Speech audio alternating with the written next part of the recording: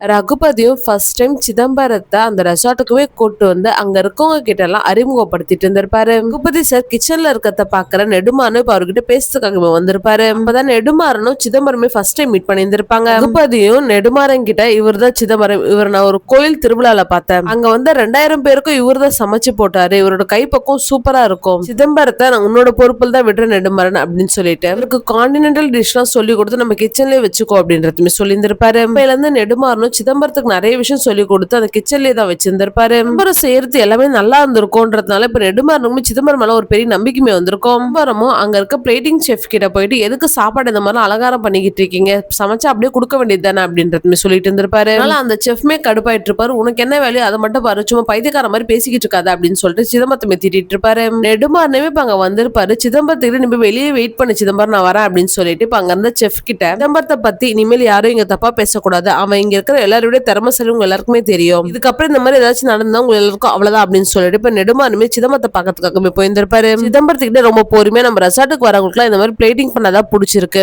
நம்ம கஸ்டமருக்கு பிடிச்ச மாதிரி தான் நம்மளுமே பண்ணி தரணும், எப்படி பிளேட்டிங் பண்ணணும்னு சொல்லிட்டு நான் உனக்கு சொல்லி தரேன் அப்படின்னு சொல்லிட்டு ரொம்ப பொறுமையா பேசிட்டு இருந்திருப்பாரு. இதெல்லாம் கேட்டுக்கிட்டு இருந்த சிதம்பரமும் நீ சொல்றதுல எனக்கு புரியுது நெடுமாறன், அந்த கிச்சன்ல இருக்கவங்க எல்லாருமே என் மேல எரிஞ்சு விடுறாங்க, உன்ன மாதிரி யாருமே பொறுமையா என்கிட்ட பேச மாட்டேங்கிறாங்க அப்படின்னு சொல்லி ஃபீல் பண்ணிட்டு இருந்திருப்பாரு. அப்ப நெடுமாறன் கிச்சன்ல இருக்கவங்க கிட்ட பேசிட்டேன், இனிமேல் எல்லாருமே ஒழுங்கா இருப்பாங்க அப்படின்னு சொல்லிட்டு அவர் கிச்சனுக்குள்ள கூட்டு போயிருந்திருப்பாரு. கிச்சன்ல எல்லாரும் சமைச்சிட்டு இருந்திருப்பாங்க. அப்ப சிதம்பரமும் அதை சாப்பிட்டு பார்க்காம இது கருகிடுச்சு அப்படின்றதுமே சொல்லியிருந்திருப்பாரு. கிச்சன்ல இருக்கவங்க யாரும் சிதம்பரம் சொன்னா கேட்க மாட்டாங்கன்றதால இப்ப நெடுமாறனுமே கூப்பிட்டு இந்த பொருள் கருகிடுச்சு அப்படின்றதுமே சொல்லியிருந்திருப்பாரு. நெடுமாறனும் அந்த பொருளை சாப்பிட்டு பார்க்காம எப்படி சிதம்பரம் சொல்றா அப்படின்னு சொல்லிட்டு இப்ப நெடுமாறனுமே அதை சாப்பிட்டு பார்த்திருந்திருப்பாரு. அந்த டிஷ்ஷுமே கருகிதான் போயிருந்திருக்கும். நெடுமாறனும் சிதம்பரத்துக்கு பிளேட்டிங் மே சொல்லி கொடுத்துட்டு இருந்திருப்பாரு. கொஞ்சம் கொஞ்சமா அந்த கிச்சன்ல இருந்தவங்க எல்லாருமே சிதம்பரத்து கூட நல்லா பழக ஆரம்பிச்சிட்டு இருப்பாங்க.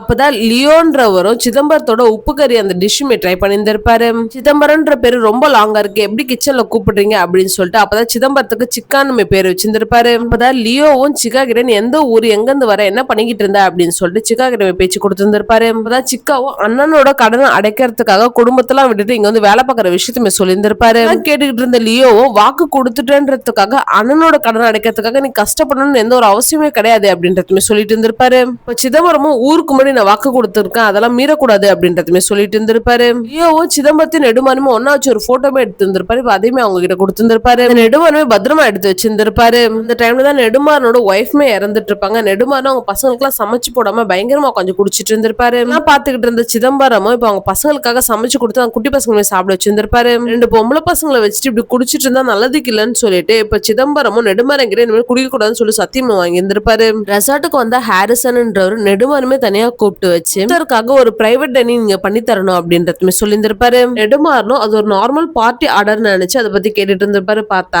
வேட்டையாடி கொண்டு வர அனிமலை இவங்க சமைச்சு தரணும் அப்படின்றதுமே சொல்லியிருந்திருப்பாங்க. அதை கேட்கிற நெடுமாறனும் இதெல்லாம் இல்லீகல் சார், இதெல்லாம் பண்ண முடியாது அப்படின்றதுமே சொல்லிட்டு இருப்பாரு. இந்த ஹாரிசன்ன்றவர் லூத்தரோட கான்டாக்ட்ஸ் கிடைக்கிறதுக்கு எல்லாரும் தவம் இருக்காங்க, அது உங்களை தேடி வரப்ப நீங்க அதை வீண் பண்ணாதீங்க, கொஞ்சம் யோசிச்சு சொல்லுங்க அப்படின்னு சொல்லிட்டு அந்த லூத்தரோட கார்டுமே கொடுத்துரு அவருமே அங்க வந்து போயிட்டு இருப்பாரு.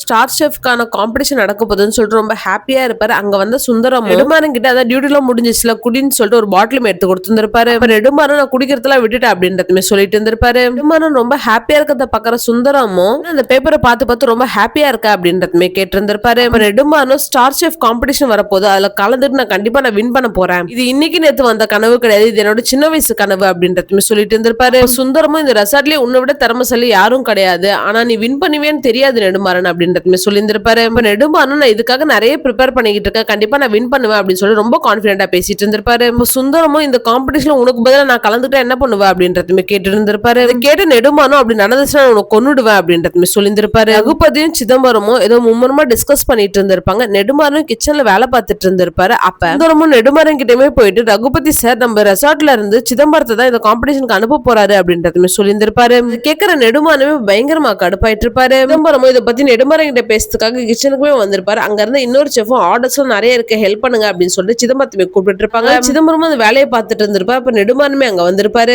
சிதம்பரமும் நெடுமாறன் கிட்ட இந்த மாதிரி ஒரு காம்படிஷன் நடக்க போதா, அதை என்ன கலந்துக்க சொல்லியிருக்காரு ரகுபதி சார், ஃபர்ஸ்ட் இதெல்லாம் வேணாம்னு தான் சொன்னேன், ஆனா இதுல வின் பண்றவங்களுக்கு 10 லட்சம் அமௌண்ட் தருவாங்க, அதனால என் கடன்லாம் அடைஞ்சிரும் அப்படின்னு சொல்லிட்டு கண்டிப்பா நம்ம வின் பண்ணணும் நெடுமாறன், இதுல நீதான் எனக்கு சூஷெஃப் அப்படின்றதுமே சொல்லியிருந்திருப்பாரு. அதனால நெடுமாறனுக்கும் இப்ப சிதம்பரத்து மேல பயங்கரமா கடுப்பாக ஆரம்பிச்சிட்டு இருக்கோம்.